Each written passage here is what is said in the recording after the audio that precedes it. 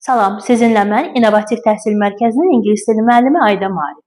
Daha əvvəl Dəyanət liseyinə düşmüş maraqlı bir sualı sizlərə izah edirəm.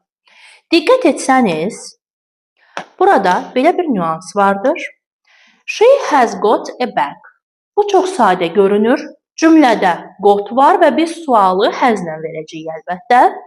Bəs liseyə düşən maraqlı məqam nədir? She have.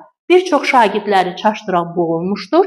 İkinci cümlədə she has a bag. Gördüyünüz kimi cümlədə got yoxdur.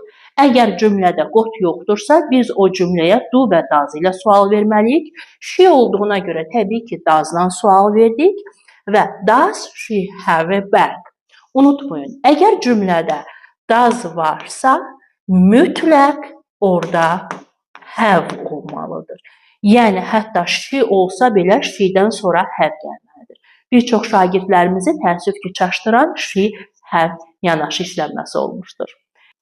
Yay boyunca təkmilləşmə qruplarımıza hazırlıqlarımız davam edir. Aşağıdakı nömrələrlə qeydiyyatdan keçə bilərsiniz.